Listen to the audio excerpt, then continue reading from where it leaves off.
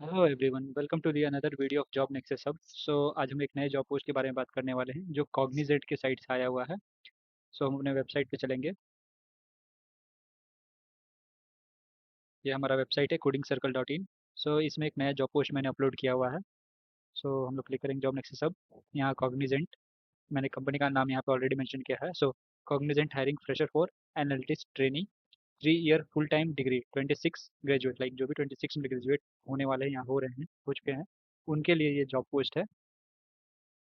इसमें आप देख सकते हैं मैंने बहुत कुछ मेंशन किया हुआ है। कंपनी जो है कॉग्निजेंट का है। ऑल ओवर इंडिया के लिए ये लोकेशन है। फुल टाइम का जॉब अपॉर्चुनिटी है। फ्रेशर लोग इसमें अप्लाई कर सकते हैं। सैलरी डिस्क्लोज नहीं किया गया है इसमें। यहाँ पे देखिए मैंने ऑलरेडी लोकेशन बताया है। पैन इंडिया यानी कि ऑल ओवर इंडिया में आपको कहीं भी भेज सकता है ये। उसके बाद है जॉब फंक्शंस क्या है। Customer technical support, information technology, like जो भी बीबीए वाली ये सब के लिए ये जॉब पोस्ट है। इन तीन चीज़ों के लिए आपको हायर किया जा रहा है। आपको जो सैलरी है वो पहले से डिसाइड कर नहीं किया गया है। आपके इंटरव्यू बेसिस के ऊपर, जैसे यहाँ पे आप देख सकते हैं, हायरिंग प्रोसेस आपके इंटरव्यू बेसिस के ऊपर आपको सैलरी दिया जाएगा। इसमें स्किल्स क्या क्या पूछ रहा है। Skilled required, good time management, like आपका टाइम मैनेजमेंट बहुत अच्छा होना चाहिए। Good written and verbal communication होना चाहिए। Team work and collaboration, problem solving skill होना चाहिए आपका। स्ट्रॉन्ग एनालिसिस स्किल होना चाहिए। क्रिटिकल थिंकिंग, ये आपका 6 मैंडेटरी फील्ड्स मतलब बताया गया है कि आपका स्किल्स क्या क्या अच्छा होना चाहिए, वो कंपनी मतलब कॉग्निजेंट आपसे क्या खोज रहा है। अब हम लोग आते हैं एलिजिबिलिटी क्राइटेरिया के बारे में बात कर लेते हैं, ये बहुत इंपॉर्टेंट है। 25 batch BCA, BSc computer science information technology, mathematics physics chemistry, statics electronics, with minimum 60% in academics. Like आपका जो भी है 25 बैच वाले जो भी BCA BSc वाले हैं, उनका जो परसेंटेज जो आप कराना चाहिए डिग्री में, वो मिनिमम 60% होना ही होना चाहिए।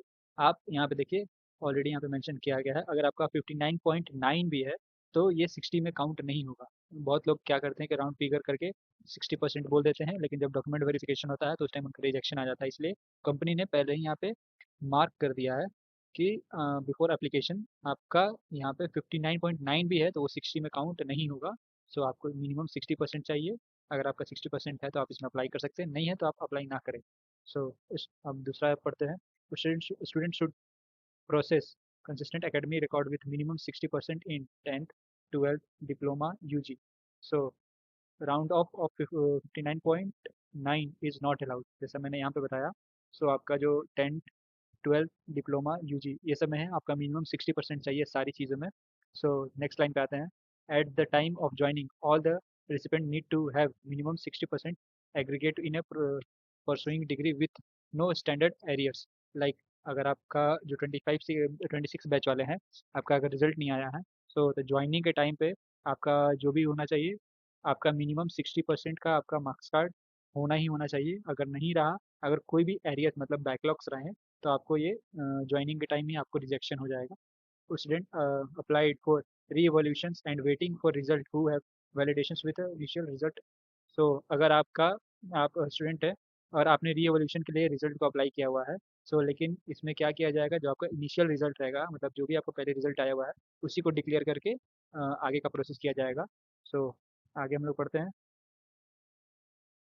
Appropriate CGPA to percentage conversion in university norms, like आपका जो यूनिवर्सिटी का नॉर्म्स रहा है उसी हिसाब से आपका CGPA जो है उसको परसेंटेज में कन्वर्ट किया जाएगा। लाइक बहुत सारे यूनिवर्सिटी के अलग अलग रहते हैं, तो उस हिसाब से आपका परसेंटेज कैलकुलेट किया जाएगा। एंड परसेंटेज आपका मोर देन 60% होना चाहिए, और एटलीस्ट 60% होना चाहिए, उससे 1% भी कम, 0.1 भी नहीं, वरना वो आपका एप्लीकेशन को रिजेक्ट कर देंगे।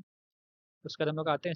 Students with standard arrears are not eligible to apply, like अगर आपका एरियर्स है तो आप इस चीज़ के लिए एलिजिबल नहीं है, आपका कोई भी बैकलॉग है तो आप एलिजिबल नहीं है। अगर यहाँ पे आप देखें, flexibility to work from any Cognizant office location in giving shift times and technology is mandatory. इसमें आपको कंपनी पहले ही मेंशन कर दे रहा है कि जो भी आपको कंपनी लोकेशन, शिफ्ट या टेक्नोलॉजी प्रोवाइड करेगी, आपको उसी में काम करना होगा। अगर आप उसमें उसमें कंफर्टेबल नहीं है तो आपको दूसरा कोई अपॉर्चुनिटीज़ नहीं मिलेंगी। लाइक आप चाहते हैं कि नहीं मुझे शिफ्ट चेंज करना है, तो ये सब कोई कुछ पॉसिबल नहीं है। आपको जो लोकेशन मिला है आपको वहाँ जाके ज्वाइन करना होगा, वरना फिर आपको कंपनी दूसरा लोकेशन ऑफर नहीं करेंगे। Open to Indian nationals OCIs who are currently resident in India, ये उन लोगों के लिए जॉब पोस्ट है। अब यहाँ पे हम लोग बात करेंगे तो की रिस्पॉन्सिबिलिटीज़। आप रिस्पॉन्सिबिलिटीज इसका पढ़ सकते हो। बहुत सारी दी हुई हैं। लाइक आप जब जॉब ज्वाइन करोगे तो आपको क्या क्या रिस्पॉन्सिबिलिटी चाहिए, ये सब आपको थोड़ा बहुत पढ़ना होगा अपने से। अब हम लोग कुछ आते हैं मैंडेटरी डॉक्यूमेंट्स फॉर रजिस्ट्रेशन। आपको क्या क्या मैंडेटरी चाहिए वो हम लोग पढ़ लेते हैं थोड़ा यहाँ पे। हाँ, जो आपका रिज्यूम रहेगा वो मैक्स टू मैक्स 2 पेजेस का होना चाहिए। बहुत लोग रिज्यूम बनाते हैं तो 3 पेजेस का बन जाता है। सो मैक्स टू मैक्स ये 2 पेजेस का रिज्यूम को ही आप वैलिड करेंगे। High resolution passport size photo, like आपका जो पासपोर्ट साइज़ फ़ोटो होना चाहिए वो उसका क्वालिटी अच्छा होना चाहिए। Please note that the photograph should be captured with light background.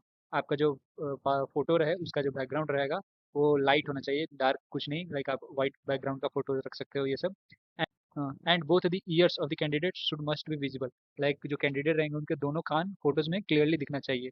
Okay. अब हम लोग दूसरा मैंडेटरी डॉक्यूमेंट्स के बारे में बात करते हैं। तो पैन कार्ड, आपको पैन कार्ड मैंडेटरी है। तो एनी हाउ आपको आपका आपका पैन कार्ड होना चाहिए।